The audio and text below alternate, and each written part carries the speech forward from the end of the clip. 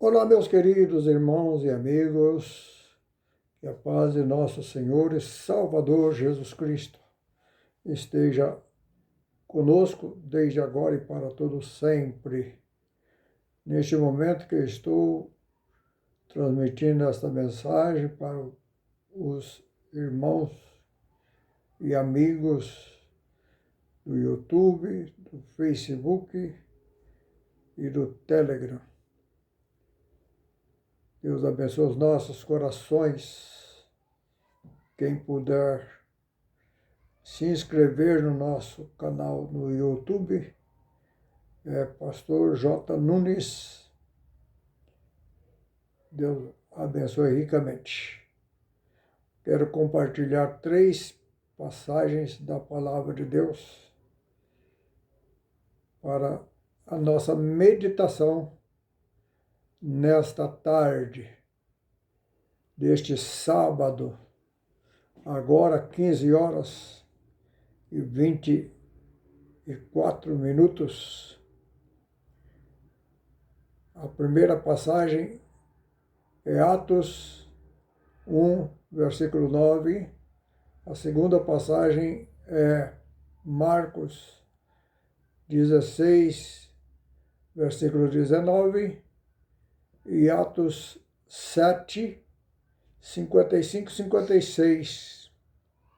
Diz assim: E quando dizia isto, vendo-o eles, foi elevado às alturas, e uma nuvem o recebeu, ocultando-o aos seus olhos. Ora, o Senhor, depois de lhes ter falado, foi recebido nos céus e assentou-se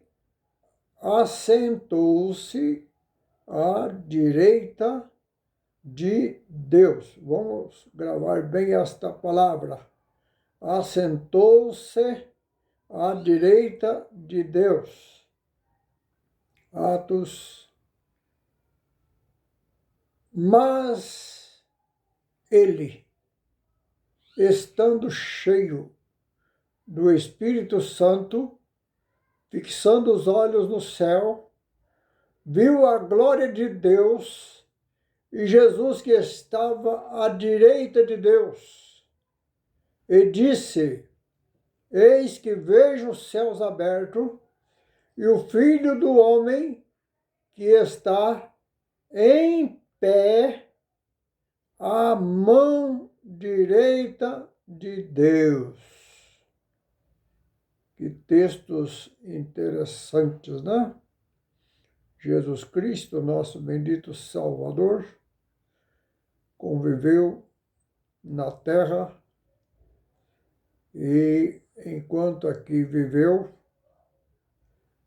digo aqui na terra, né? Enquanto aqui viveu, ele foi muito perseguido.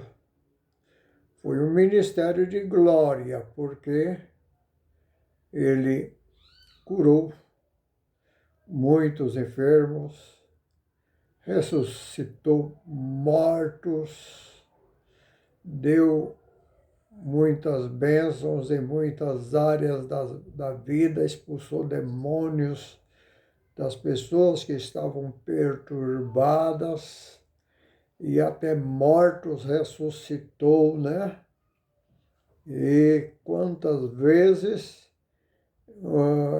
com a multidão ele pôde ouvir, e também as pessoas que estavam ouviam a voz do céu, né?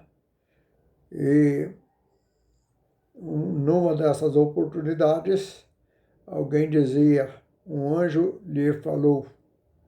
Então nós podemos dizer com toda certeza que o ministério de Jesus foi um ministério glorioso, porque foi acompanhado com a glória de Deus, acompanhado com os anjos de Deus. E, como nós sabemos, Jesus foi crucificado. morreu, foi sepultado. Ao terceiro dia ressuscitou. E como as Escrituras previam, ele subiu aos céus, aos olhos das testemunhas que eram os seus seguidores, os seus discípulos, viram Jesus subindo ao céu, e Marcos relata que uma nuvem recebeu, Jesus assentou-se à direita de Deus. Olha que relato maravilhoso. Combina com os anseios de Jesus descrito no capítulo 17 do Evangelho de João. Num dos versículos daquele capítulo, o Senhor Jesus disse: glorifica-me com aquela glória que eu tinha contigo antes que o mundo existisse. Era o anseio de Jesus, e isto, segundo as Escrituras, haveria de se cumprir, porque lá no Salmo 110 diz assim: diz o Senhor ao meu Senhor, diz o Senhor ao meu Senhor, assenta-te à minha mão direita, até que ponha os teus inimigos por escabelo de seus pés. Aí confirmando, né, os anseios de Jesus, ele sabia pelas Escrituras que iria acontecer isso. Foi por isso que Jesus venceu o mundo, né? Ele venceu todos os desafios, enfrentou e venceu todos os desafios, porque ele tinha a esperança de voltar a sentar lá nos céus, estar junto do Pai. Amém. Glória a Deus. Se cumpriu isto. Interessante que agora nós vemos o irmão Estevão também sendo sacrificado por causa do Evangelho, por causa da palavra de Deus, e ele, no auge daquela batalha, no auge daquela luta espiritual, ele olha para os céus e vê o Senhor Jesus, que estava em pé à direita de Deus. Marcos registra que Jesus assentou-se, e agora o irmão Estevão via ele em pé. Por que será? Isso aí me faz pensar o seguinte: no momento em que o nosso irmão Estevão estava sendo sacrificado por causa da palavra de Deus, era o momento que a igreja de Deus na terra estava em batalha. Era a guerra do bem contra o mal. Era a guerra dos céus contra o inferno. Não era razoável que Jesus ficasse assentado. Ele se levantou para assistir à luta da igreja. E prova que a posição de Jesus foi correta, porque quanto mais se perseguia os apóstolos, quanto mais se perseguia a igreja, mais a igreja crescia. Louvado seja Deus. E aqui, a palavra de Deus, no capítulo 16 do Evangelho de Mateus, diz que, o versículo 17 ao 19, né? diz assim que as portas do inferno não prevaleceria contra a igreja.